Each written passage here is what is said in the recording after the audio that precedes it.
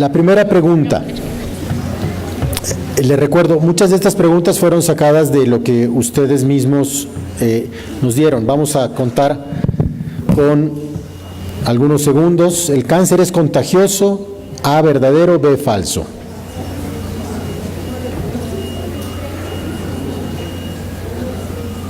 Tiene el micrófono ahí, ¿verdad? Ok.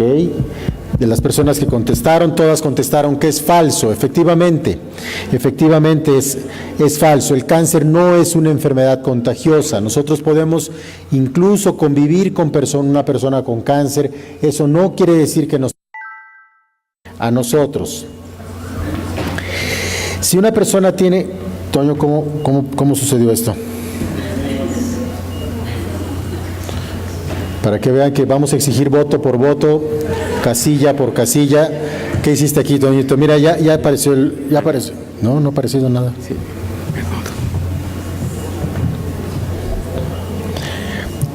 La pregunta es si tiene antecedentes familiares de cáncer.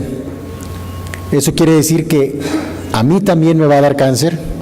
Ahorita vamos a repetir la pregunta. Toñito ya había truqueado esto, entonces ya empezó a correr tantos segundos. Sí.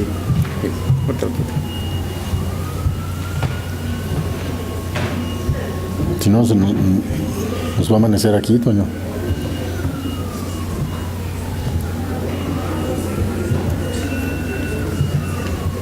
$15 segundos.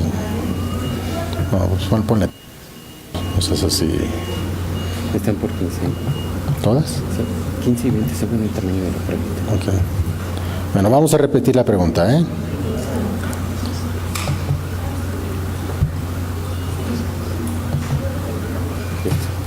Ok. ¿Y ese ya? Ok. A ver, esta parte de antecedentes familiares es muy importante. Si bien la respuesta es falsa, doctora Alvarado, ¿qué hay respecto a los antecedentes familiares de cáncer y qué representa el que en la familia exista alguna persona con cáncer? Bueno, en términos generales es mucho más frecuente que no se tenga antecedentes familiares de cáncer. Solamente un 10 a 15% de los cánceres tienen un origen genético o hereditario. Y el tener familiares con cáncer, en algunos tipos de cáncer sí aumenta este riesgo. Por ejemplo, en cáncer de mama, tener familiares de primer grado puede aumentar hasta 4 veces la posibilidad de padecerlo. Lo mismo pasa con los pacientes con cáncer de colon, por ejemplo, que si son y de estómago, que si son pacientes que el familiar tuvo antes de los 50 años el padecimiento, sí incrementa este riesgo. Entonces sí es importante en la historia clínica saber si algunos de los familiares tuvieron padecimientos oncológicos para poder darle el peso adecuado a esto.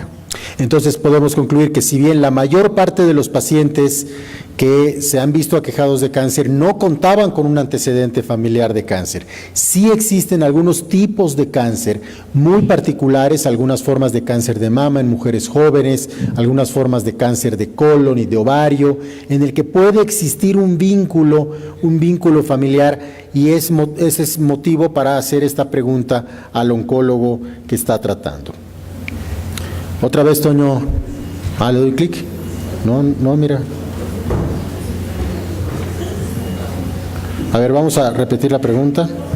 ¿Están todas? Sí.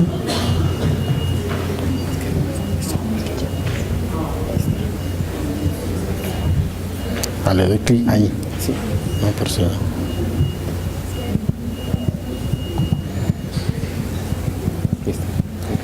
Ok, ahora sí pueden votar. El cáncer se desarrolla con el azúcar. Esta es una pregunta que prácticamente diario nos hacen los pacientes. ¿El consumir azúcar, doctor, hace que se me desarrolle cáncer o favorece el cáncer de mi paciente el que consuma productos azucarados? Ya las votaciones van siendo más correctas. Creo que Toño era funcionario de casilla en otra vida. La mayor parte de ustedes dijeron que es falso. ¿Qué hay respecto al azúcar, doctora McKinney? Bueno, si bien todas las células, digamos que funcionan a través de glucosa, el azúcar o el ingerir más azúcar no va a hacer ni que crezcan más las células del cáncer, ni el dejar de consumir azúcar hace que crezcan menos. Sin embargo, lo que sí está demostrado es que la obesidad es un factor de riesgo para tener cáncer, y también en las pacientes, sobre todo en cáncer de mama, el pronóstico del tratamiento es peor en las pacientes que suben de peso y tienen obesidad. Pero pues es totalmente falso. El tratamiento para el cáncer en general es peor que la enfermedad. Muchos pacientes dicen, no me voy a tratar porque esto es peor. A ver, para ustedes, ¿verdadero o falso?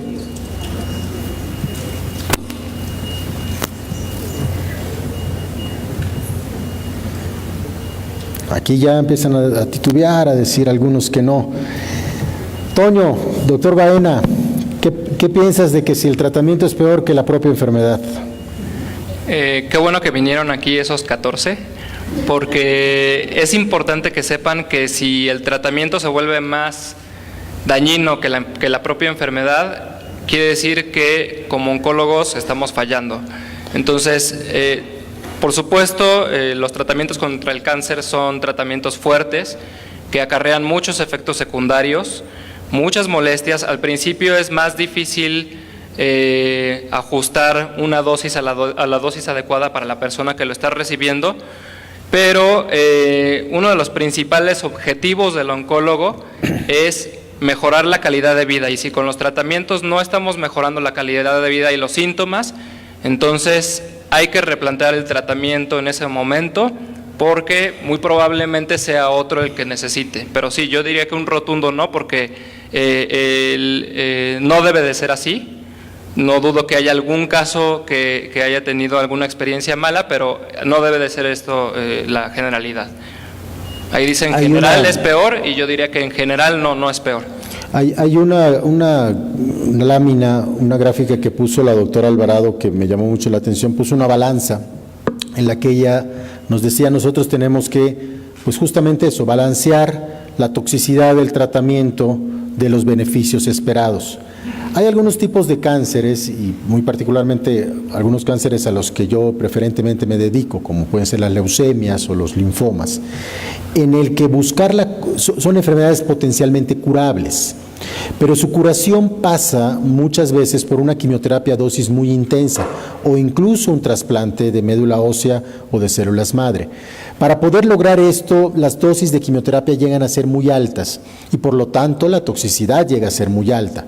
En estos casos, si bien sí son tratamientos muy costosos en términos de toxicidad, también es la única manera como podemos llegar a curar a un enfermo. Entonces, en términos que esto no sucede con todos los enfermos de cáncer, sucede en algunos grupos muy particulares en los que estas son decisiones que el oncólogo, el médico, debe tomar en conjunto con el paciente. La siguiente pregunta.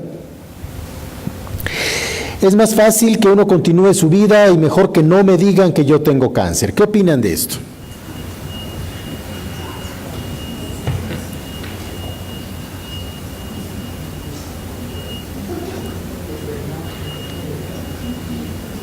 Ojos que no ven, corazón que no sienten, dice por allá. Doctora McKinney, ¿qué piensa de esto? Bueno, yo creo que es totalmente falso. Actualmente hay muchos tipos de tumores que son curables. Si tenemos la oportunidad de saber en una etapa temprana, podemos llegar a hablar de curación. Entonces, digamos que cegarnos de esto, pues es totalmente contraproducente. Siempre les digo a mis pacientes, en lugar de preocuparse, hay que ocuparse y a ver qué se puede hacer por el cáncer. Pero bueno, estar cegados y no saber esto, me parece totalmente contraproducente. Así es, así es.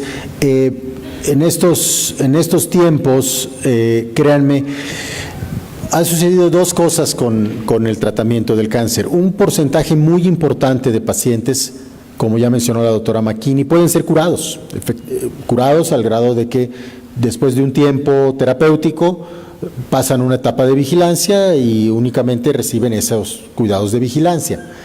Pero hay otro grupo de pacientes en los que hemos hecho como un pacto de no agresión con el cáncer, en el que hemos transformado una enfermedad uniformemente mortal en el pasado a una enfermedad uniformemente crónica. Por ejemplo, una enfermedad llamada mieloma múltiple, que es un tipo de cáncer que en términos coloquiales le llaman cáncer de los huesos. La mayor parte de los enfermos con mieloma múltiple anteriormente fallecían entre los 2 y los 3 años pese al tratamiento, y era una enfermedad muy dolorosa. Actualmente es una enfermedad absolutamente controlable con tratamientos la mayor parte de las veces tomados. El enfermo está en su casa haciendo su vida habitual, trabaja, va a las fiestas, hace lo que tiene que hacer y únicamente tiene que tomar 1, 2, 3 pastillas al día con mínima toxicidad. Si bien este tipo de cáncer es difícil curarlo, es muy fácil controlarlo. Lo mismo que sucede con otras enfermedades crónicas como la diabetes o como la hipertensión. Si uno toma sus medicamentos, pues va a estar en buenas condiciones. Lo mismo pasa con un grupo muy importante de procesos oncológicos de cánceres, que si bien no los podemos erradicar, sí los podemos controlar, y esto entonces se hace más evidente. ¿Por qué? ¿Por qué no es mejor ignorar un diagnóstico de cáncer? La siguiente pregunta, ¿están listos?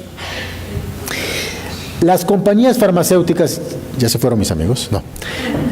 El gobierno, sobre todo los de antes de la Cuarta Transformación, y las instituciones médicas están escondiendo la cura para el cáncer con fines lucrativos. ¿Qué piensan de esto? Ay, miren, hay 10 que son de la Tercera Transformación aquí. A ver, Gaby, doctor Alvarado. Esto es un mito que Hollywood y Facebook ha generalizado. Decir que se esconde la cura del cáncer es absolutamente falso. Para empezar, no podría haber una sola cura porque hay cientos de tipos de cáncer. Entonces, no es que haya una bala mágica o un medicamento mágico que va a curar todos los tipos de cáncer.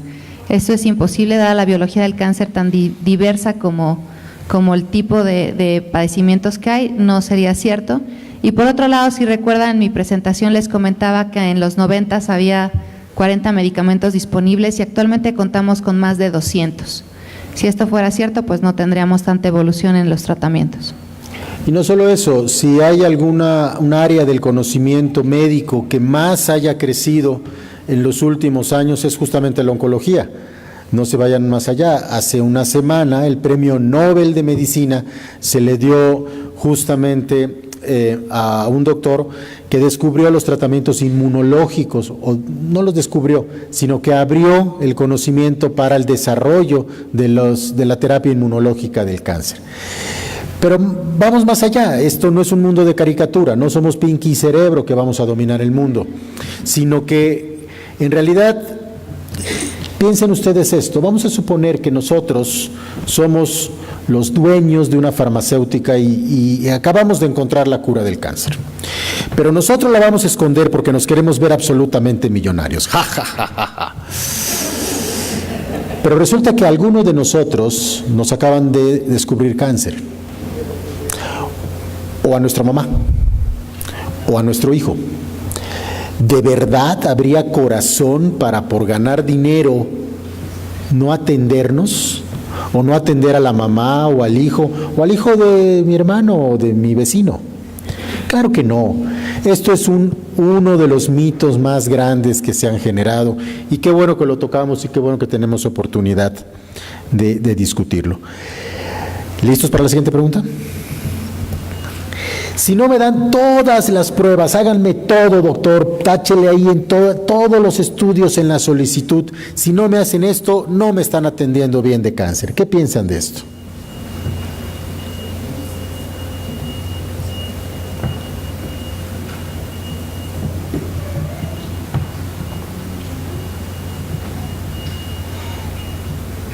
Tenemos un grupo de 9, 10 personas altamente reaccionarias. Las vamos a identificar ahorita. ¿Qué piensa, doctor Baena? No, volvemos a lo mismo. El cáncer no es una sola enfermedad, son muchas enfermedades distintas cada una de ellas se beneficia de hacer diferentes estudios, de dar diferentes tratamientos, de hacer diferentes abordajes y pues sí, se vuelve muy complejo ver pacientes con todo tipo de cáncer, pero es nuestra tarea y para eso estudiamos muchísimo, para saber qué estudios pedir a cada uno de los pacientes que tienen cada una de estas enfermedades. Es muy frecuente, por ejemplo, el paciente que te dice, doctor, ¿y a qué hora me va a pedir mi marcador tumoral? Usted no tiene una enfermedad que necesite un marcador tumoral. No existe un marcador tumoral para su enfermedad. Lo mismo pasa con el PET-CT, lo mismo pasa con algunos tratamientos, porque a mí no me da de la roja y a mi prima, mi cuñada sí le da de la roja, porque a mí no me da de la blanca, si con la roja me está yendo muy mal. Entonces es muy frecuente también recibir también como solicitudes y sobre los tratamientos que escuchan los pacientes que están recibiendo el resto de la gente, pero no es así. Cada una de las enfermedades se debe de diagnosticar, etapificar, abordar y tratar de forma completamente distinta. Gracias. Efectivamente, cáncer nos da la pauta, lo que el doctor Baena dice, para decir que el cáncer no es una enfermedad. El cáncer es un término común donde englobamos diferentes enfermedades. El cáncer de páncreas en nada se parece al cáncer de cerebro o a la leucemia. Son enfermedades diferentes que por lo tanto requieren abordajes diferentes. Claro, para un laboratorio, aquí está el químico Solís, que tiene el mejor laboratorio del sur del país, él sería feliz de que a todos los enfermos le pidamos de todo, pero eso no es un uso racional de los recursos médicos, ni tampoco un enfoque racional de la medicina moderna. Hay muchísimos, millones de estudios y claramente el médico debe racionalmente escoger cuáles son los necesarios. ¿Listos para la siguiente pregunta? Ojo, la siguiente pregunta tiene truco. Tiene truco. El cáncer provoca la pérdida del pelo.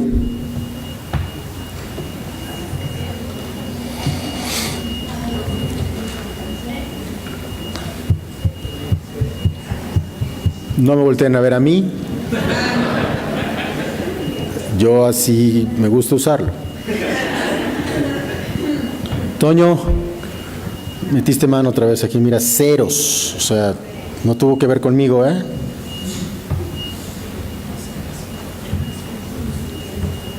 A ver. Como funcionario del IFE, a Toño no lo vamos a contratar.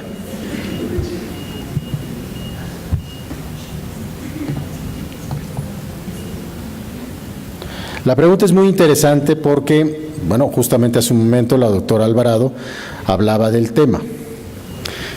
Vamos a tener que repetir esta votación, ¿verdad? Sí. Entonces, ahorita, yo les aviso. ¿Ya pueden votar? Ya pueden votar. Ya pueden votar. Vuelvan a votar, por favor. Tampoco se está apareciendo, ¿eh? Sí, ya están votando. ¿Sí están votando? Sí, el 52 aquí se ve. Ya, ok, sí, ya vi. Ok, ¿por qué dije que tenía truco? Porque este es como los exámenes luego que nos hacen. ¿El cáncer por sí mismo provoca la pérdida de pelo, doctora Alvarado? La respuesta tajante es no. Ningún tipo de cáncer provoca la pérdida de cabello. Más bien son los tratamientos oncológicos y dentro de todo el tratamiento, algunas quimioterapias son las que producen la pérdida del pelo. También recordar que algunas formas de radioterapia, cuando se dan justamente en regiones cercanas a la cabeza, también pueden ocasionar pérdida de cabello.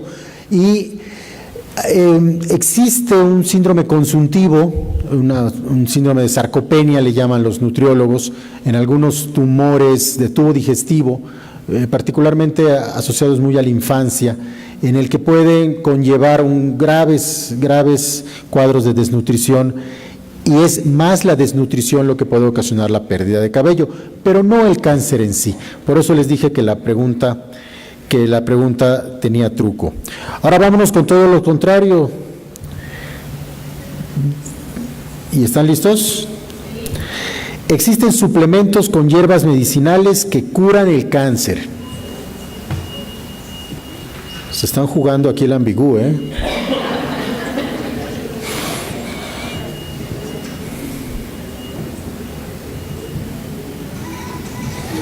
Les digo que hay un grupo aquí reaccionarios. Doctora Macchini. No, bueno, esto es totalmente falso. Como lo dijo Toño en su presentación, hay muchísimos mitos acerca de veneno de alacrán, de serpiente, de cosas naturistas. Y bueno, esto no tiene ninguna base científica, no está comprobado. Y bueno, incluso puede ser deleterio para algunos de los tratamientos que sí están comprobados y estudiados. Y bueno, pues no, es totalmente falso. Sí, cuando hace algunos años, iba a decir el número, pero me iba a balconear solito, yo era residente y entonces estuvo muy de moda el agua de Tlacote. No sé si alguien de ustedes escuchó el agua de Tlacote. Tlacote es un pueblito que tiene un manantial unos kilómetros al norte de la ciudad de Querétaro, y de repente a alguien se le ocurrió que el agua que salía de ese manantial curaba el cáncer y muchas otras cosas. Yo como residente me llamó la atención porque tuve varios pacientes que me pedían resúmenes clínicos porque iban a ir a Tlacote y con el resumen clínico les iban a preparar el agua indicada para curarse el cáncer. Entonces me puse a estudiar el tema porque era muy repetido que muchos de mis enfermos buscaban soluciones alternativas a lo que tradicionalmente conocemos. Y yo llegué a pensar que un poco era por nuestro pensamiento, por nuestra cultura, por nuestra idiosincrasia. Pues si llegamos a creer en muchísimos mitos que rodean la vida de todos los días, pues yo decía, yo creo que es por eso, no es nuestra cultura. Pero después tuve la oportunidad de estar fuera del país, y ahí por donde estuve, en Europa, pues donde es otra cultura, donde hay otra educación, donde incluso el promedio educativo es mucho más alto, pues yo veía también pacientes con cáncer allá, porque justamente estaba haciendo eso, y veía lo mismo. Veía que también allá en Italia, en Suiza, en Alemania, buscaban estas soluciones alternativas, y entonces me volví a plantear la pregunta: ¿por qué los pacientes buscan soluciones alternativas? Y la respuesta se llama esperanza, la esperanza. ¿Por qué nadie plantea medicina alternativa para una apendicitis? Pues porque viene el cirujano, corta, quita el apéndice, sutura, asunto solucionado, enfermo a su casa. Nadie busca soluciones alternativas cuando tienes ya la solución al problema. Pero cuando tú vas con el doctor Baena, cuando vas con la doctora Alvarado, te plantea un diagnóstico de cáncer, te plantea un tratamiento y te dice, bueno, esto puede ser eficaz en un 60, 70, 80, 90%, pero nunca te están hablando de un 100%, pero nunca te están dando todas las respuestas. Es natural que la mente humana esté buscando la esperanza. Y a lo largo de 20 y tantos años que llevo haciendo lo que estoy haciendo, he visto de todo. He visto hierbas, he visto agua de Tlacote, he visto venenos de alacranes de diferentes colores, he visto cápsulas de víbora de cascabel, jugo noni, mango, Mangostán, ¿no? Mangostán, radio no sé qué, eran como unos chips electrónicos que se colgaban aquí, balines, bueno, que no he visto. Y yo les puedo invitar a algo. La prueba en la oncología más fácil de hacer para probar que algo sirve o no sirve es también la más difícil, que es la prueba del tiempo. Si algo funciona, prevalece en el tiempo. Si algo no funciona, al cabo de relativamente poco tiempo, va a ser abandonado. Yo lo que muchas veces le digo a mis enfermos es que agarremos esto, pongámoslo en una cajita, lo cerramos con 2 llaves, te llevas tú una, yo me quedo con otra. Y después de 8 años, 10 años, regresemos, abramos, saquemos esto y veamos si todavía prevalece. Si prevalece, está bien, funciona. Pero créanme que a lo largo de estos años, la mayor parte de las cosas que he visto ya no están acá. Y no están acá porque con el tiempo los propios enfermos se dan cuenta de que ninguna de estas cosas sirve, porque para problemas complejos no pueden haber soluciones fáciles. Siguiente pregunta. La siguiente pregunta es muy interesante. Si hay metástasis, ya no hay cura. ¿Verdadero o falso? Para los que no conocen el término, metástasis es cuando el cáncer se ha depositado en otros órganos o tejidos del cuerpo diferentes al que lo dio origen. sube el grupo de reaccionarios. Doctor Alvarado. Bueno, esta pregunta es compleja porque, como decíamos, hay muchos tipos de cáncer. Hay algunos en donde efectivamente el tener metástasis implica tener una etapa más avanzada y que por lo tanto los tratamientos ya no van a ser curativos. Pero hay muchas otras neoplasias como los linfomas, tumores germinales, entre otros que aunque de inicio se diagnostiquen con metástasis, pueden curarse. O tumores como el cáncer de colon, el cáncer de mama, el cáncer renal, que si tienen pocas o una sola metástasis que se denomina oligometastasis, esos, si se da un tratamiento al cáncer primario y un tratamiento quirúrgico a la metástasis, se pueden curar. Entonces, por eso es que esto no es tan genérico, no es tan categórico. Depende de qué patología hablemos. En algunas ocasiones sí es curable aunque haya metástasis. Así es, no necesariamente, pero sí hablar de, cuando hay metástasis hablamos de una etapa más avanzada, en términos generales, y en términos generales una etapa más avanzada puede tener menores posibilidades de curación. Sin embargo, no es una regla de oro. Recordar que en nuestro México, más o menos 3 de 4 pacientes llegan ya con procesos metastásicos, entonces tampoco podemos decir que sea una regla inamovible. La siguiente pregunta también es muy interesante y ha sido muy repetida en nuestros consultorios. Tomar una biopsia va a hacer que se nos propague el cáncer o que se acelere el proceso. No, doctor, a mí no me pueden hacer una biopsia porque ya me dijeron que con eso se me va a regar el cáncer por todo el cuerpo.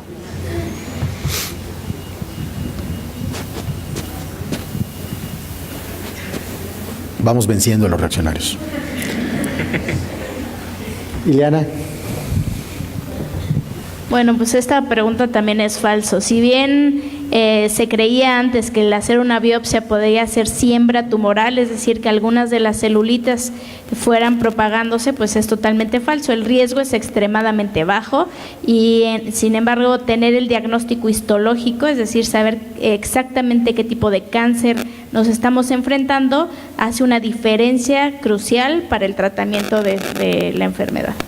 Así es, quitando 2 o 3 tipos de cánceres muy específicos, algunas variedades de cáncer de testículo, de tumores germinales, algunos otros muy particulares, no podemos hacer diagnóstico de cáncer sin biopsia. Entonces, prácticamente a la totalidad de los enfermos les hacemos una biopsia. Pensar que un proceso de biopsia les va a acelerar o propagar el cáncer, pues no solamente es muy remota esa posibilidad, sino pues hacemos biopsias todos los días, estaríamos haciendo una regazón de cáncer por todos lados y eso no es correcto. Siguiente pregunta, es un poquito larga, pero vale la pena tomarla en cuenta. Como es larga y como tienen poco tiempo para responder, haré un adelanto. Una vez que la persona empiece con su tratamiento, el paciente, la va a pasar muy mal. Va a dejar de trabajar, va a dejar de hacer actividades que habitualmente realiza, como deportes, salir con amigos o algunas diversiones. ¿Es verdadero o es falso que el paciente que está en tratamiento, aparte de que la pasa muy mal, tendrá que dejar de hacer la mayor parte de sus actividades cotidianas?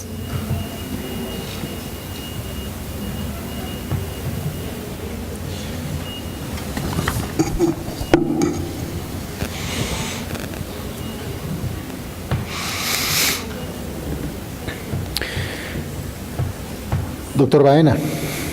No necesariamente. Hay que recordar que los efectos secundarios dependen de 3 cosas principalmente. Número 1, obviamente el tipo de tratamiento. Número 2, el tipo de cáncer. Y algo que quiero recalcar es del estado físico, del estado de salud previo al inicio del tratamiento. Entonces, obviamente una persona que tiene un estado de salud óptimo antes de tener la enfermedad, de iniciar el tratamiento, va a poder tolerar mejor los tratamientos. Es importante saber también que muchos de los efectos secundarios son predecibles, es decir, el médico oncólogo tiene la suficiente experiencia para saber más o menos a partir de qué día y más o menos cuánto tiempo y más o menos qué tipo de efectos secundarios puede tener la persona que va a recibir el tratamiento. Entonces es importante la comunicación entre oncólogo y paciente, por si hay alguna actividad. Por ejemplo, es relativamente frecuente que nos pregunten, bueno, es que tengo un evento y quiero ver si puedo retrasar el tratamiento. Entonces, si hay una adecuada comunicación, por supuesto que se pueden hacer ajustes a las agendas y ajustes a los horarios incluso de los tratamientos, porque sí se puede predecir y sí se puede evitar que el paciente la pase mal en momentos clave de su vida diaria. Gracias, doctor Baena. La siguiente pregunta no la voy a comentar. Es un examen a ver si quedó claro el punto anterior. Ya tengo identificados a los reaccionarios, hay 2 sentados por acá y otros por allá. A ver si es cierto. Ahí va, ¿eh?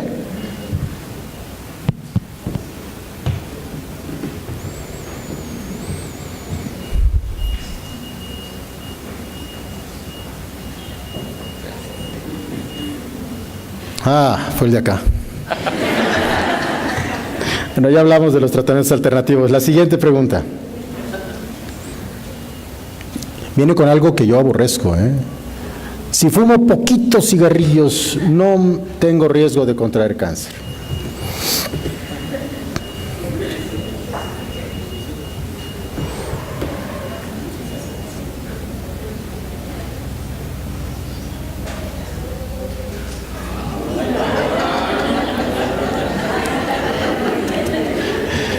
Doctora Alvarado. Bueno, ningún nivel de tabaquismo ni ninguna forma de consumo de tabaco es segura. Todas confieren riesgo. Desde un cigarro hasta 2 cajetillas o más llevan riesgo. Obviamente que el que fuma más, pues tiene más riesgo. Pero incluso los que son fumadores pasivos, es decir, aquellos que conviven con un fumador y que inhalan ese humo, y eso pasaba mucho antes, sobre todo las esposas de grandes fumadores, llegaban a tener también cáncer de pulmón porque también es dañino el tabaquismo pasivo. Así es, la única cantidad segura es 0. Y no solo eso, recientemente todavía nos vinieron a decir otro tema, lo que es el cigarrillo de tercera mano o el humo de tercera mano. Por ejemplo, vamos a suponer que nos dedicamos a la limpieza y trabajamos y limpiamos un antro donde estuvieron fumando toda la noche. Nosotros llegamos y ya no están fumando, pero hay cortinas, hay alfombras que han guardado muchos de esos productos tóxicos. El humo de tercera mano, el fumador de tercera mano también tiene riesgo. Por lo tanto, no hay cantidad segura de cigarrillos para esto. Siguiente pregunta. Cuanto más avanzado el cáncer, hay más dolor.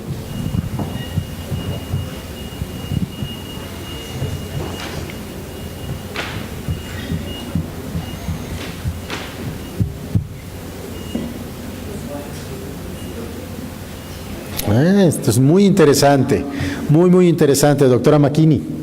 Bueno, evidentemente no hay una relación directa en cuanto a si hay más dolor, más avanzado el cáncer. Sin embargo, bueno, los que pusieron que sí es porque evidentemente un gran porcentaje de los pacientes que sufren de cáncer también están asociados a dolor.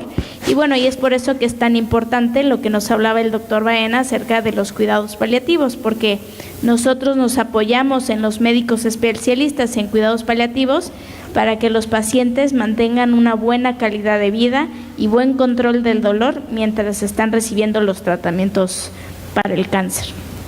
Entonces, pues es falso, pero pues sí, muchos pacientes sufren de dolor. Existe una gran paradoja en nuestro país, somos de los primeros países exportadores de morfina y heroína con fines ilícitos, con fines ilegales. Y es la mejor droga, la morfina, que tenemos para el dolor en general y para el dolor de cáncer en particular. De ahí que exista actualmente ya en la Cámara de Senadores una modificación a la ley para ampliar un poco o mejorar o facilitar la prescripción de morfina en el país para el manejo de dolor. La lactancia ejerce un efecto protector sobre la glándula mamaria y esto hace que una mujer que ha lactado tenga menos riesgo de cáncer de mama.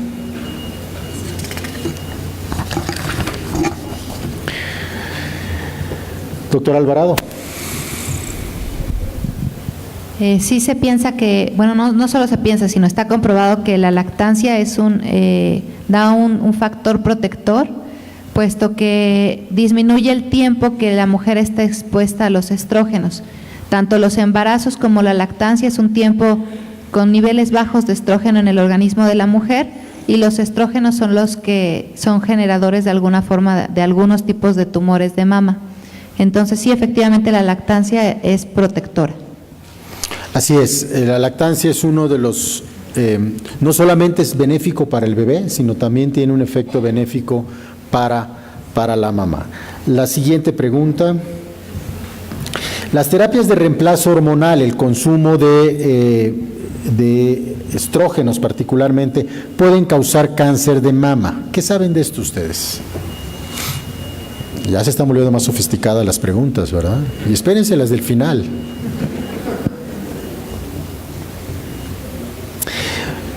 Pues se está equilibrando. Doctora Macchini.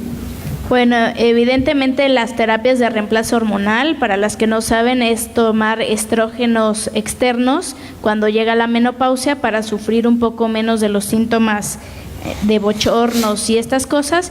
Y bueno, sí se ha visto que incrementa el riesgo de cáncer de mama, incrementa aproximadamente un 40% más el riesgo comparado con la población que no toma esta terapia de reemplazo hormonal, por lo cual pues actualmente tratamos de evitarlo o de no recomendarlo, y si se recomienda pues los menos años que se puedan.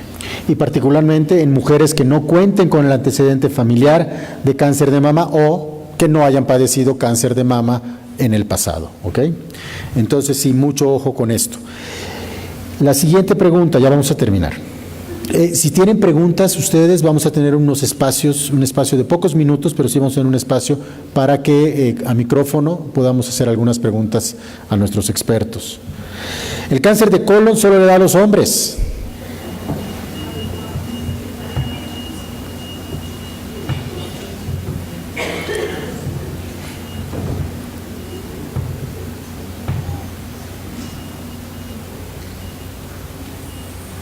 Falso, falsísimo, así es, doctor Baena. ¿Por qué hay este mito de que le da solo a los hombres el cáncer de colon? La verdad no lo sé, no sabía que existía este mito, y evidentemente pues ya no es un mito, porque ya ninguna persona de los que estamos aquí pensamos que el cáncer de colon solo le da a los hombres. Sí es más frecuente en los hombres, definitivamente, eso es un hecho, pero es un colon que afecta a todas, y ya cada vez más a todas edades y a todo género. Así es, así es. De hecho, en los hombres lo que sucede es que hay dos picos de incidencia. Hay una etapa temprana que sucede el cáncer de colon más o menos entre los 28 y 35 años, un cáncer de colon en edad temprana, y que muchas veces se asocia a algunos síndromes de cáncer hereditario y familiar. Y hay otro pico de incidencia en adultos mayores. Por este doble pico que puede suceder en los hombres, hay algunas personas que piensan que esto sucede así. Y la última pregunta. ¿La carne asada contribuye al desarrollo de cáncer de colon? Para que se nos vaya quitando el hambre.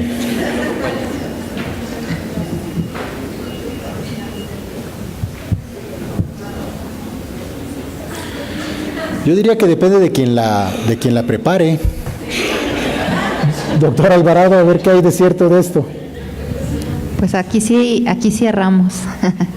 Porque sí hay estudios serios respecto al consumo de carnes rojas, y sí tienen un efecto perjudicial y aumentan la probabilidad de tener cáncer de colon.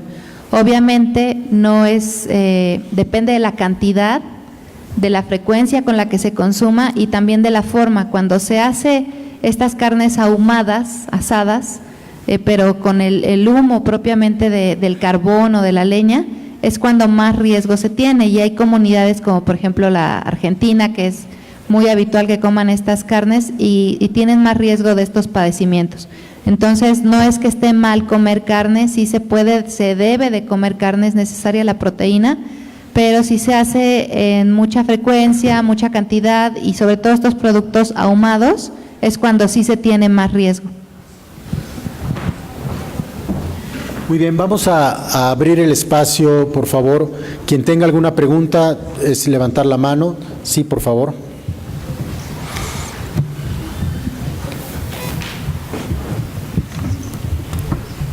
Me gustaría saber, las cutanides, ¿es todavía cáncer? ¿Se deben de operar? ¿Salen siempre después de un cáncer de mama? ¿O qué hay de eso? ¿Qué información puede darnos? Sí, nos pregunta sobre las cutánides. Le voy a pedir a usted, doctor Alvarado, primero que nos explique qué son las cutánides, para las personas que no sepan qué son cutánides, y después que nos diga, que nos responda a la pregunta de la paciente. Las cutánides son lesiones en la piel, son nodulitos sólidos pequeños que parecen a veces solo ronchitas, que se distribuyen donde está la cicatriz de la cirugía mamaria o cercana a donde estuvo el tumor cuando es una cirugía parcial. Las cutánides implican cáncer, una recurrencia del cáncer, siempre se deben de tratar, porque a partir de las cutánides, si bien al principio es algo solamente superficial, estas pueden dar metástasis a otros sitios. De hecho, las cutánides propiamente se consideran metástasis a la piel. El tratamiento habitual no es quirúrgico porque generalmente no es una o dos, sino es una placa grande de lesiones y habría que quitar una proporción grande de piel y eso habitualmente no es adecuado. La forma de tratamiento más óptima es con radioterapia, es un tipo de radioterapia especial que se llama radioterapia de electrones, que es muy superficial, provoca pocos problemas en el interior del organismo y solamente da la radiación a nivel de la piel y la dermis, y eso elimina el problema la mayoría de las veces. Muchas gracias. ¿Alguna, por favor? Un favorcito, nada más identifíquense con su nombre, porque como se graba y después para poder tener sus datos completos, su nombre y su pregunta. Mi nombre es Viridiana. Mi pregunta es, ¿qué hay de cierto que el uso del horno de microondas causa cáncer? Doctora Makini. Bueno, el uso del microondas realmente no se ha comprobado que sea una causa directa del cáncer. Evidentemente son ondas, algún tipo de radiación. Sin embargo, estudios que hayan encontrado una relación directa no existen y tampoco podemos hablar que sea un factor de riesgo directo para el desarrollo del cáncer. Muchas gracias, doctora Makini. Aquí hay otra pregunta. Mi nombre es Lucero, buenas tardes. Mi pregunta es, ¿ustedes qué piensan acerca de que el cáncer o algunas otras enfermedades, en este caso el cáncer, se somatiza por medio de la cuestión de las emociones? ¿Emociones como causa de cáncer? Como causa de cáncer. Las emociones o los problemas de la vida diaria, sí, la porque, somatización como causa de cáncer, doctor Baena. Sí, eso es algo que no solo se piensa para el cáncer, sino, como usted bien dice, para muchas otras enfermedades.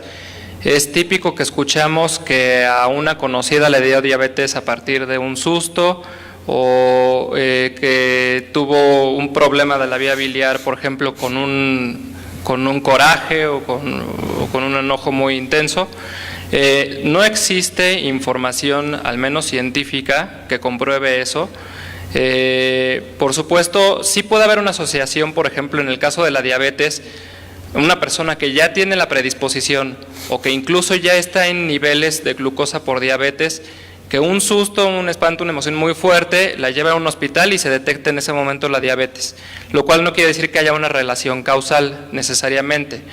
Pero desde el punto de vista científico, que uno cause al otro, que sea un factor de riesgo y que las personas que tienen una tendencia o, por ejemplo, una personalidad específica tiendan más a desarrollar cáncer y mucho menos aún un tipo específico de cáncer, hasta la fecha no se ha podido demostrar y por lo tanto pues la ciencia no lo acepta como tal. Sí, claro.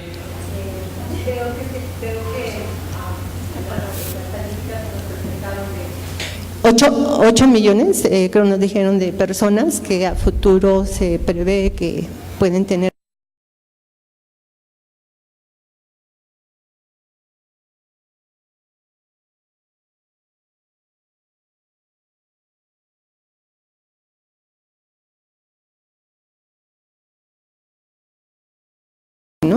O sea, estamos viendo de qué manera se puede apoyar, ayudar, etcétera, etcétera, para poder manejar toda esa situación que se viene, ¿no?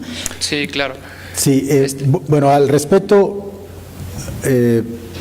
hay muchos esfuerzos. Voy a empezar con una gráfica que presentó la doctora Alvarado. 3 de cada 4 cánceres se pueden prevenir. Ella mencionó 3 factores, que era el tabaquismo, obesidad y sobrepeso, y vida sedentaria. Con estos 3 factores, si nosotros hoy, mediante una varita mágica, elimináramos el tabaquismo, la vida sedentaria y la obesidad, acabaríamos con 3 de 4 cánceres. ¿Y cómo se llama todo esto? Se llaman estilos de vida. Qué difícil es cambiar nuestros estilos de vida. La mayor parte de los países que han logrado disminuir 2 o quizá 3 puntos porcentuales en su incidencia de cáncer es porque han logrado ser eficaces en modificar sus tasas de tabaquismo, sus tasas de sedentarismo y sus tasas de obesidad y sobrepeso. ¿Qué países han sido estos? Algunos países nórdicos.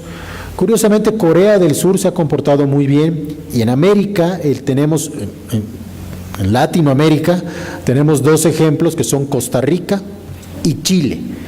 Estos 2 países nos han demostrado que si nosotros logramos disminuir eficazmente estos 3 factores, podemos disminuir la tasa de incidencia de cáncer.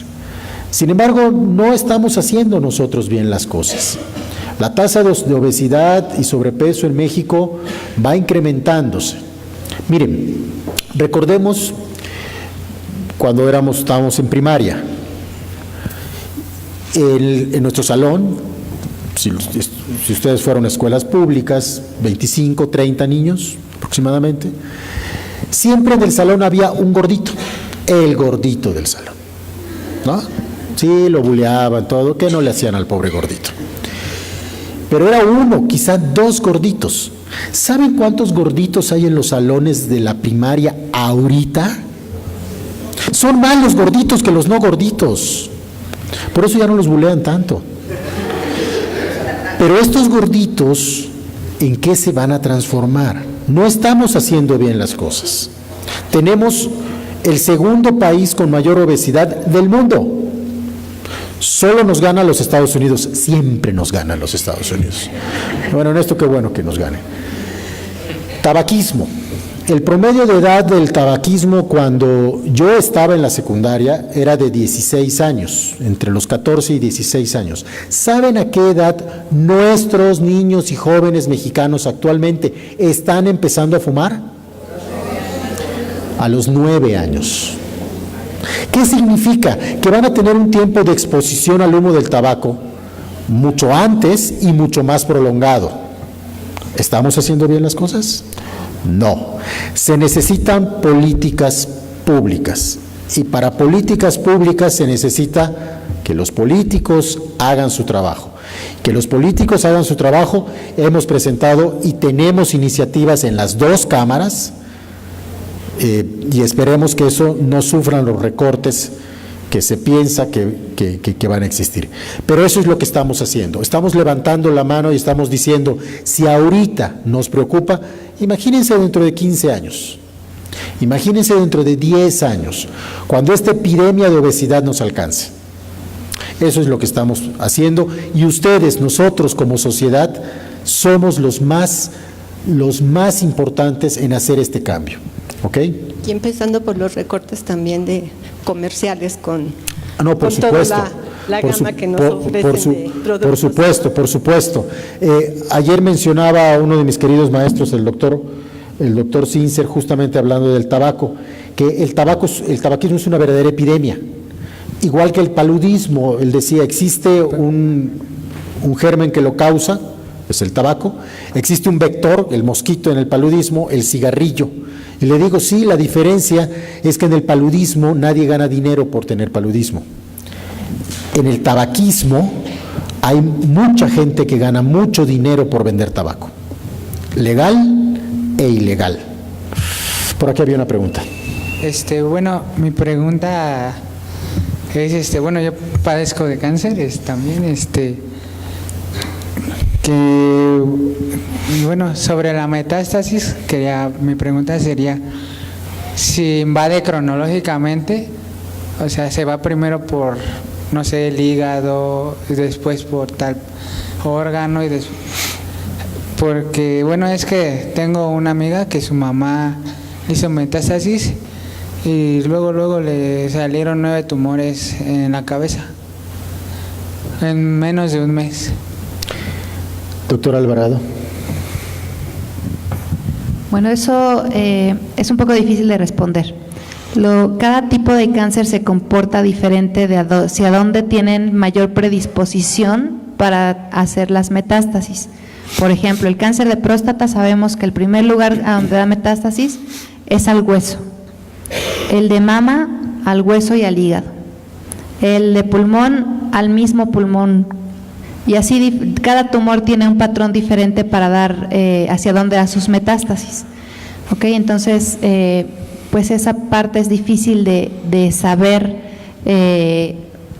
cómo se va a comportar un tumor en particular. Ahora decía mi maestro que el cáncer no tiene palabra de honor. Y alguien que tiene generalmente pensamos, alguien que tiene un tumor temprano, pues no va a tener metástasis. Si su tumor primario es chiquito, de 1 centímetro, 2, pues su riesgo de metástasis es bajo. Y sí, es bajo, pero no es 0. O sea, a pesar de tener un tumor pequeño, puede llegar a tener metástasis esa persona, y por eso es que se indica hacer estudios para ver que todo el cuerpo esté bien antes de iniciar tratamientos y saber cómo están las cosas en general. Y aparte que no tiene palabra de honor y que hay algunos cánceres que tienen cierto orden, como mencionaba la doctora Alvarado, que van progresando como en estaciones. Hay otros que su comportamiento puede ser totalmente errático, pero aún más, una persona que ha padecido un cáncer tiene mayor riesgo de padecer un segundo cáncer que una persona que no lo ha padecido. Entonces hay un riesgo adicional a los segundos cánceres. Entonces no solamente no hay palabra de honor, sino hay bastantes palabras de horror en algunos casos. La siguiente pregunta. Buenas tardes, la licenciada Florido. ¿Qué probabilidad de cáncer nos da si consumimos alimentos realizados con utensilios con plomo? Plomo. Bueno, evidentemente los utensilios con plomo pues ya no deben de estar recomendados, pero no hay, digamos, como un porcentaje específico que sepamos que utilizar cosas con plomo nos da cáncer. Digamos que es perjudicial en general, no solo para cáncer, sino para otras enfermedades, pero no hay una relación específica, sobre todo porque debe de estar contraindicado estar en exposición con plomo. Sí, ya no deben existir para preparar alimentos, ya no deben existir utensilios con plomo. Generalmente estamos usando lo que comúnmente utilizamos: estaño, aluminio, cobre. El plomo debe estar erradicado del contacto frecuente en nuestras vidas. Siguiente pregunta. Sí. Mi nombre es Beatriz y quiero saber, doctora, los bloqueadores de estrógenos que recomiendan tomar por 5 años o más por el resto de vida después del cáncer, aunque tienen efectos bastante severos como el exemestano, ¿qué tan efectivo es? Si es mejor de plano estar mejor, sentirse mejor, con menos cansancio, etcétera, todos los trastornos que traen, o si realmente son efectivos para detener el cáncer bajo control, sobre todo cuando hay cutanides. ¿Qué opina usted? Usted misma, doctora McKinney. Bueno, pues evidentemente este tratamiento hormonal que se da al final de la quimioterapia, estos 5 años, el objetivo es disminuir el riesgo de que regrese la enfermedad. Y sí hay estudios que han demostrado que dar este tratamiento hormonal disminuye el riesgo de que regrese la enfermedad. Sí sabemos que dan muchos efectos adversos, dan dolores musculares, cefaleas, insomnio, y en este caso se pudiera comentar con su médico la posibilidad en algunas ocasiones hacer un switch en lugar de un inhibidor de aromatasa, que en este caso sería el exemestano, o cambiar por algún otro tratamiento hormonal como el tamoxifeno. En algunas ocasiones se tolera un poco mejor, pero sería cosa de hablar con su médico si esta opción es viable, sobre todo después de un cierto tiempo de haber iniciado un tratamiento. Sí, siempre hay cierto costo en los inhibidores hormonales. Afortunadamente ahora se cuenta no solamente con uno, no solamente exemestano, hay otros. Quizá platicar con el oncólogo y buscar la mejor opción para encontrar el mejor inhibidor hormonal que tenga los menores efectos colaterales en cada paciente en particular.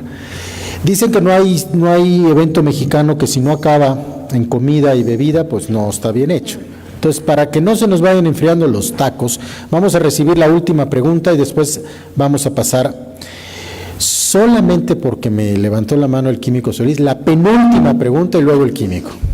Sí, gracias. Buenas tardes, Graciela Ortiz. ¿Qué se sabe del cigarro electrónico como factor de riesgo para cáncer? Gracias. Sí. ¿Yo? Se sabe que sí es un factor de riesgo.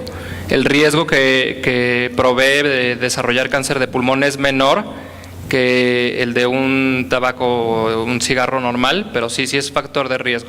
Se sabe y está comprobadísimo que sí lo es. El asunto con el cigarro electrónico es que a veces trae unos niveles de nicotina más grandes que el cigarro normal, y eso, la nicotina per se también genera daños a la salud. En cuanto a la posibilidad de causar cáncer en pulmón, como dice el doctor Baena, es muchísimo menor que la del tabaco normal, mucho menor, pero el calor que se inhala con el vapor que produce el cigarro electrónico también inflama y lastima las vías aéreas, la mucosa, y ese factor irritativo es lo que puede llegar a generar cáncer en algún momento. Pero como dijo aquel filósofo y cantante, ¿pero qué necesidad? Químico. Bien. Gracias por acompañarnos. Además, vienen desde Tuxtla Gutiérrez. Bueno, yo quisiera hacer una recomendación o una sugerencia respetuosa a los oncólogos, en el sentido de que se debe vigilar estrechamente la biometría hemática después de la quimioterapia. ¿Por qué? Porque así como el cáncer o las metástasis no tienen palabra de honor, la quimioterapia tampoco lo tiene. Y he visto cánceres que aparentemente están resueltos, que fracasan por las leucopenias o plaquetopenias que dichas quimioterapias producen. Y he visto morir a mucha gente de sepsis o desangrada. Se van muchas veces de aquí de la Ciudad de México o les administran la quimioterapia y les dicen adiós. Y por ejemplo, el hecho de viajar en un avión, el hecho de mezclarse con tanta gente, ha favorecido, y he visto en mi experiencia personal, morir a mucha gente por esto. Es decir, establecer un tiempo o establecer un examen extra para saber cuántos leucocitos, cuántas plaquetas tienen, y de los leucocitos específicamente los neutrófilos. Muchas gracias. Tomaremos esa recomendación. Gracias.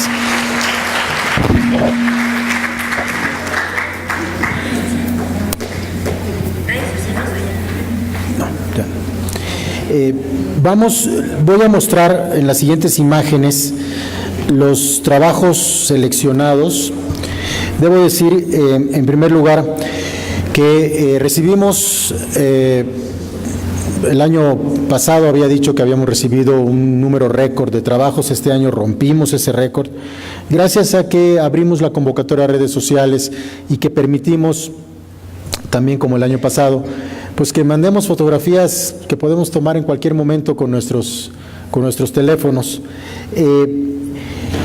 Y si bien cada año seleccionábamos 12 imágenes que luego se reproducen en los calendarios que Médica Sur utiliza para el siguiente año, en esta ocasión fueron 13, va a haber para cada mes más una portada. Quiero en primer lugar agradecer a mis compañeros que participaron junto con su servidor en la selección de este material, el doctor Haroldo Díez, maestro mío, por cierto, médico endocrinólogo con estudios de fotografía profesional, el licenciado Víctor López Menacho, licenciado en Sociología y Comunicación, profesor de la Universidad Autónoma Metropolitana y también fotógrafo profesional, y a nuestro saboteador profesional, Antonio. Toño, ¿dónde estás? Por aquí andaba Toño, que es el que nos saboteó las votaciones, que también es fotógrafo profesional. Este fue el lugar número 12, Orgullo Mexicano. El autor es Shari Villarreal Escobar. Un aplauso para Shari.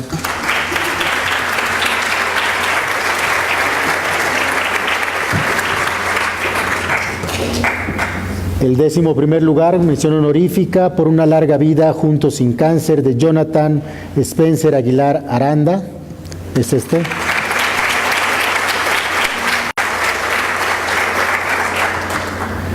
El 10º lugar, también mención honorífica, Amor por México es amar a su gente y su cultura, de Nelly Mendoza.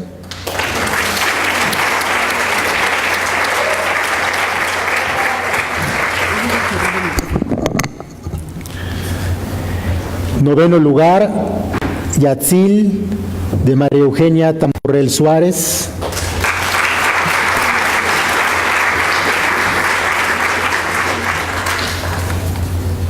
Algunos de los trabajos, como en este, mandan también una locución. Leeré, en este caso dice: lo mejor que tiene México y por lo cual amo tanto como esta bella mujer de la península de Yucatán, María Eugenia Tamborrell. El lugar número 8 es El rayo de sol de todos los días, de Carmen Sánchez.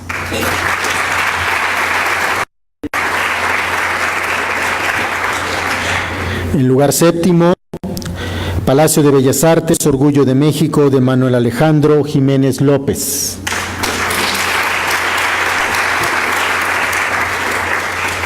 El 6º lugar, Atardecer en Taxco, de Sandra Juárez Velázquez.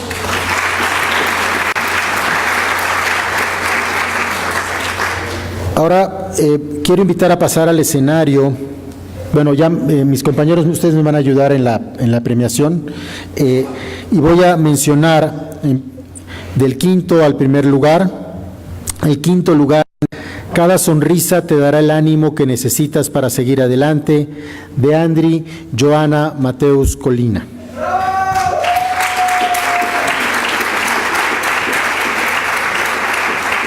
¿Te gusta pasar, por favor? Vénganse por aquí.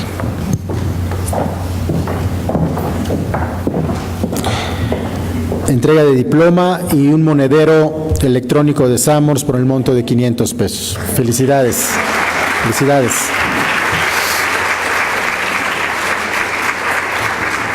Cuarto lugar, disfrutando mis raíces y apoyando la lucha por la vida, de Víctor Naif Pérez Aburto.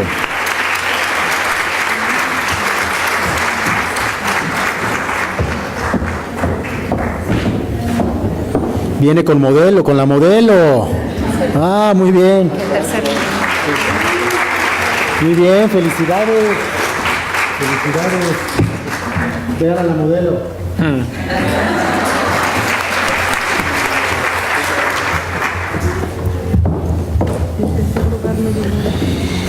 Mencionaré el tercer lugar, parece que no nos pudo acompañar, lo mencionaré, Explorando y Cuidando el Interior de México, de Irving Enrique Sánchez. Quizá no se aprecia a detalle, pero aquí hay una persona.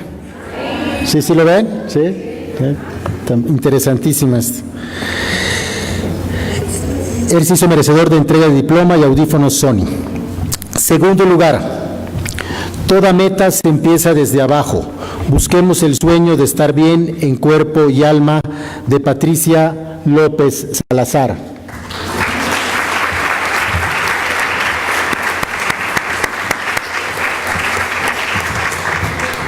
Entrega de diploma y una bocina inalámbrica LG.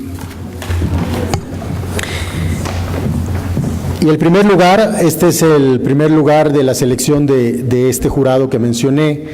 Después mencionaré el primer lugar de redes sociales. Primer lugar con el título Solo déjate llevar por tus sentidos, todos somos México, de Guillermo de la Cueva Lozada. Muchas felicidades.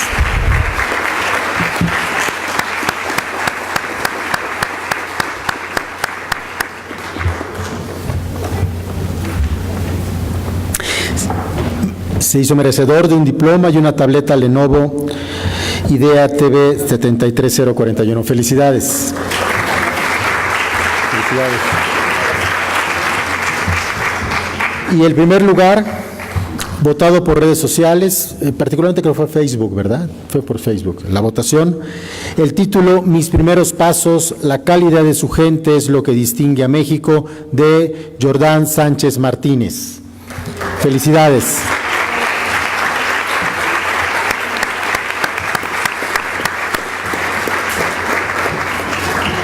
A él le entregamos un diploma y una cámara instantánea Fuji.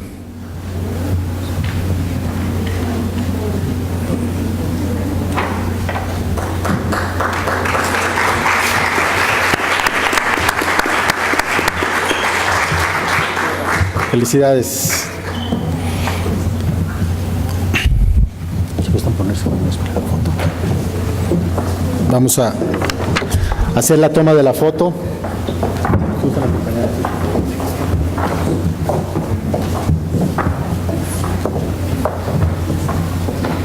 Esta foto no es para concurso.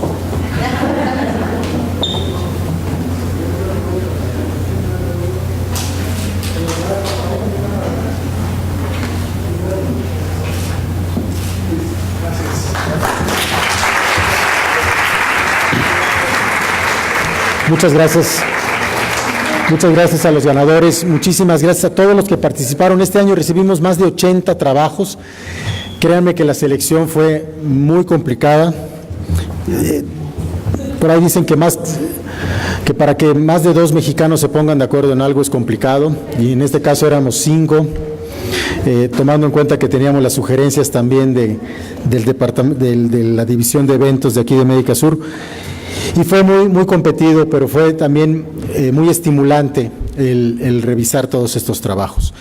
Pues sin más, quiero agradecerles en primer lugar a mis compañeros por haberme acompañado nuevamente en este 8º evento.